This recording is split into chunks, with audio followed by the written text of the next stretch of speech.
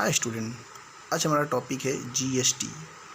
तो जीएसटी के बारे में हम देखेंगे, उसके प्रकार, कैसे लागू होता है और क्या है जीएसटी।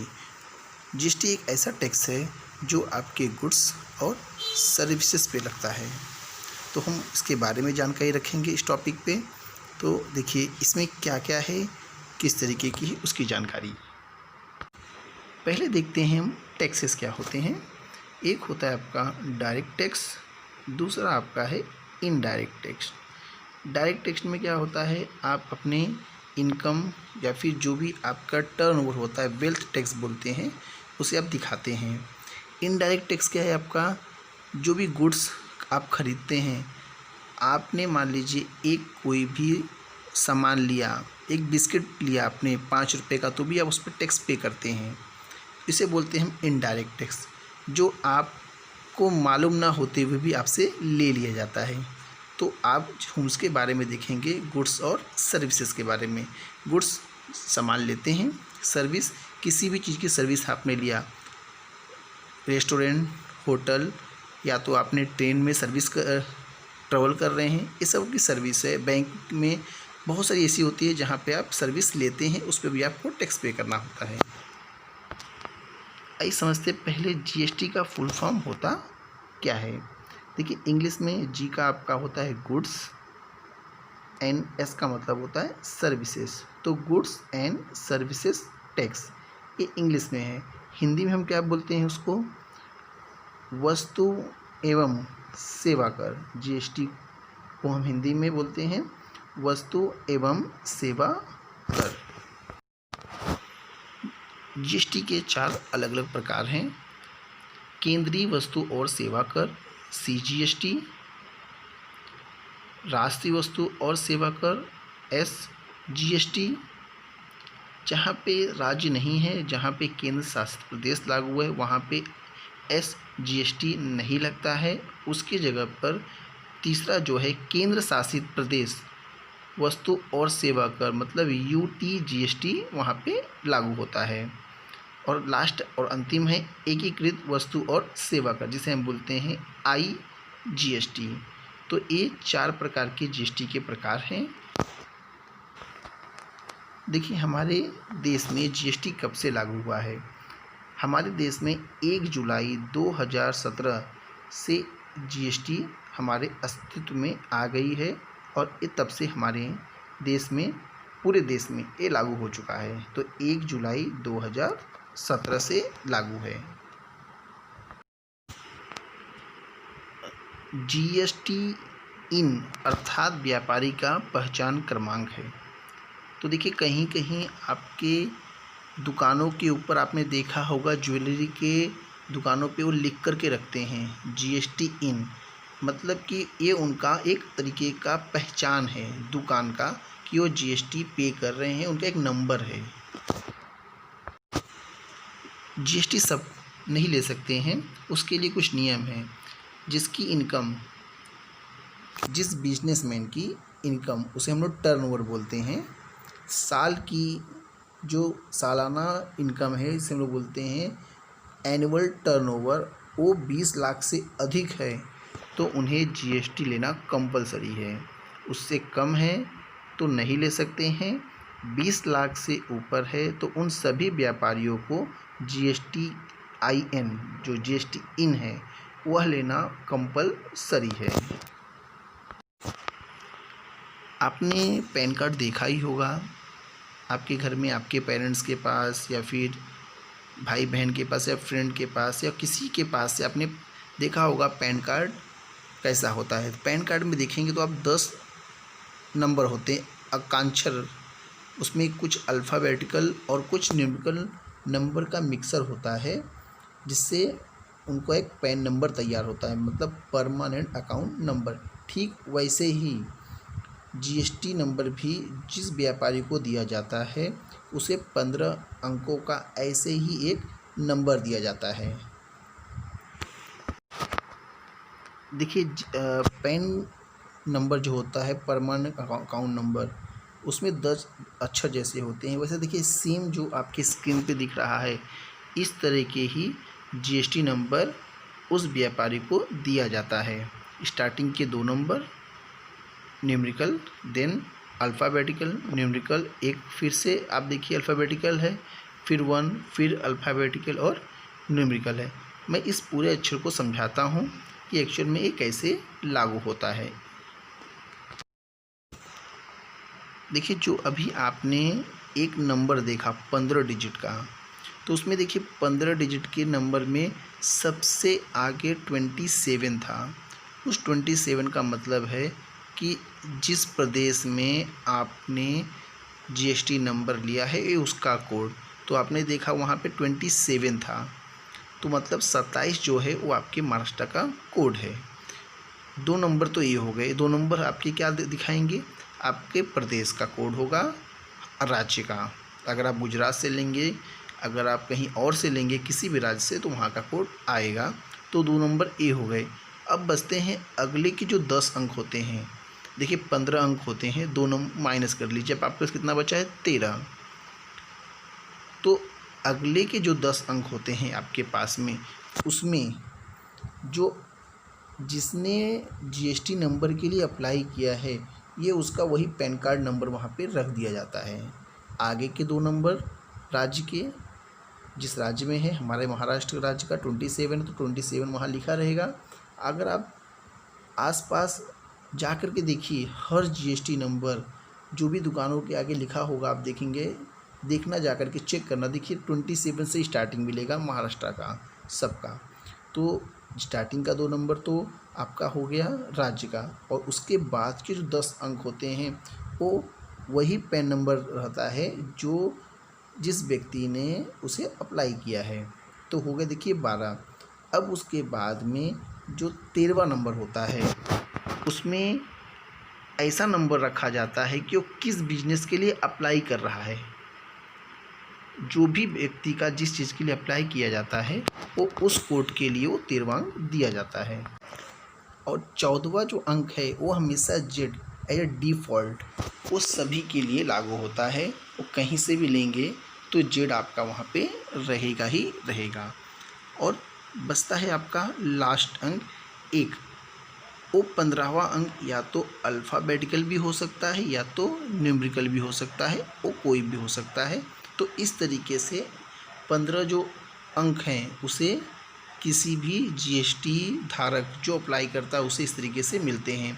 पहले 2 राज्य के, 10 उसका पैन कार्ड, उसके बाद जो बिजनेस स्टार्ट करना चाहता है उसका एक कोड होता है उनके पास, उसके बाद में जेड कंपलसरी है, डिफ़ॉल्ट आ जाता है, और उसके बाद कोई भी एक अक्षर होता है, चाहे न्यूमेरिकल हो या तो अल्फ़ाबेटिकल, वो वहाँ पे लग जाता है।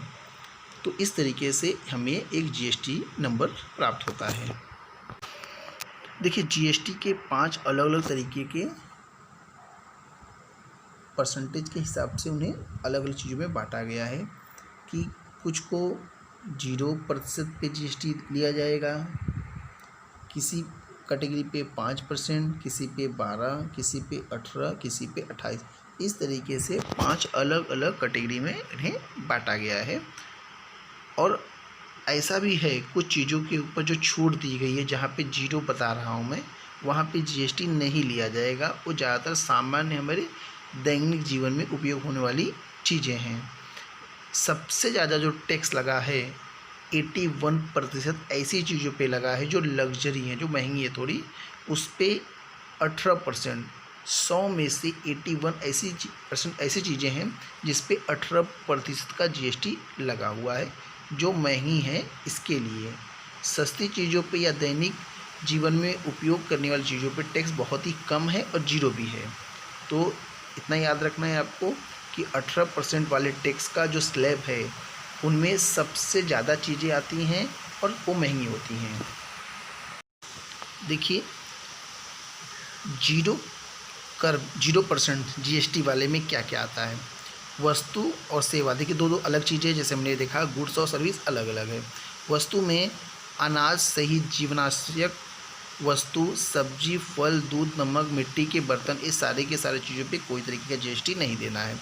सेवा में धर्मदाय संस्था, मतलब जो ट्रस्ट होते हैं, पानी का परिवहन है, सड़क का पुलों का उपयोग है, शिक्षा, तथा स्वास्थ्य सेवा, सार्वजनिक वाचनालय या कृषि संबंधित सेवा, इन सभी पे किसी भी तरीके का जीएसटी नहीं लिया जाएगा।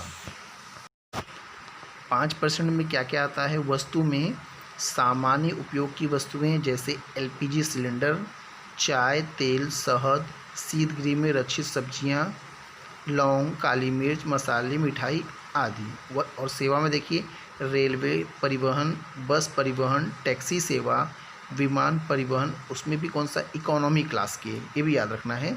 होटल की खाद्य सामग्री तथा पेय आपूर्ति आदि, ये सब 5% में आता है।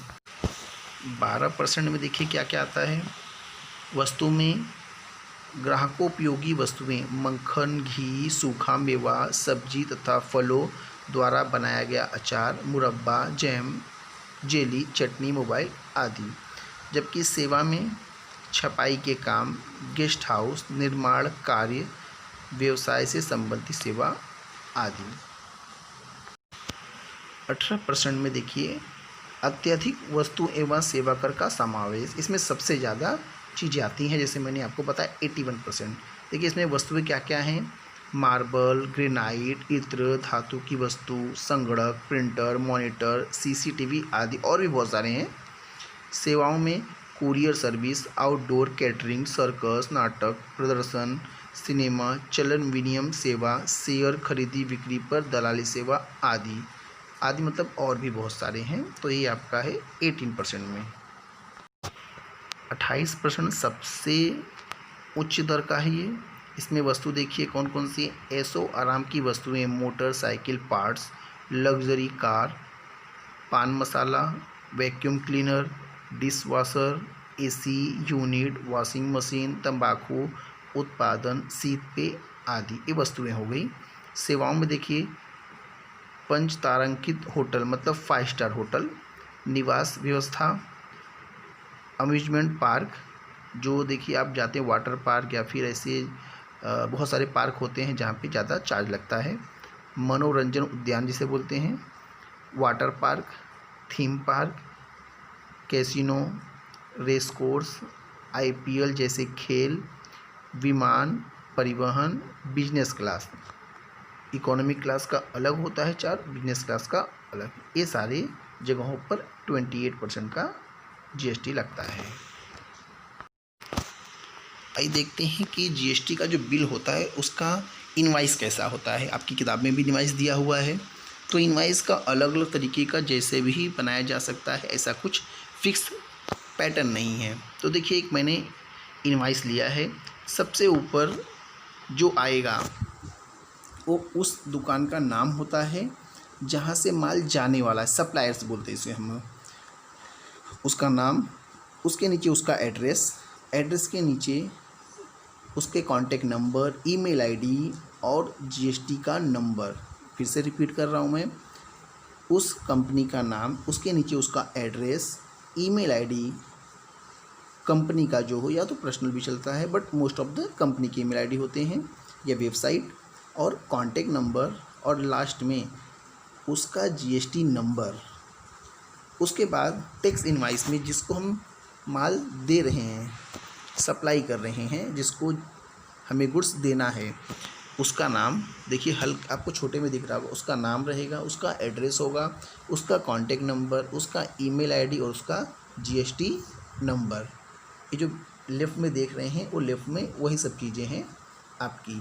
फिर से रिपीट कर रहा हूँ, जिसको हमें माल सप्लाई करना है उसका नाम, कंपनी का, उसका एड्रेस, उसका ईमेल आईडी या वेबसाइट दोनों हो तो अच्छी बात है, कॉन्टैक्ट नंबर, और नीचे लास्ट में उसका जीएसटी नंबर।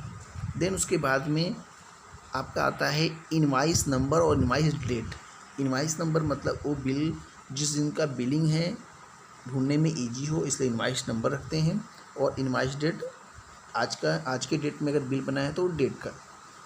उसके बाद नीचे आता है पूरा पर्टिकुलर्स डिटेल्स कि कितने क्वांटिटी में, कितने अमाउंट में सामान गया है, उस पर कितना जीएसटी लगेगा, वो उसमें चार्ट में हमें लिखना पड़ता है। तो ये चार्ट आपका काफ़ी छोटा है, आपकी किताब में आप देखेंगे तो ये जो बिल है आपका, तो तो इस तरीके से एक फॉर्मेट है बिल तैयार करने का, आपकी किताब में फॉर्मेट दिया हुआ है। तो ये नॉर्मल फॉर्मेट मैंने बताया आपको, तो उसे एक बार अच्छे से देख लीजिए। तो इस तरीके का आपको एक इनवाइस तैयार करना होता है। फिर से रिपीट कर रहा हूँ मैं, ऊपर सप्लायर का नाम, उसका address, email ID, contact number, GST number, फिर नीचे जिसको माल देना है उसका नाम, उसका address, email ID, contact number और जीएसटी नंबर, और बाद में इनवाइस नंबर और इनवाइस डेट, और नीचे उस प्रोडक्ट के पूरे डिटेल, उस पर कितना जीएसटी लगेगा, वो सारा मल्टीप्लिकेशन करने के बाद हम उसको सेंड कर देते हैं। हाय स्टूडेंट, जीएसटी की जो जानकारी अगर आपको अच्छी लगे तो कमेंट करके ज़रूर बताइएगा हमारे चैनल पे, ताकि हम और नई नई जानकारी आपको दे सकें। और जाते जाते आप हमारे चैनल को सब्सक्राइब और लाइक ज़रूर करिए, ताकि आपको लेटेस्ट जानकारी आपको हमारे चैनल के द्वारा हमेशा आपको मिलती रही। धन्यवाद और बाय बाय, टेक केयर।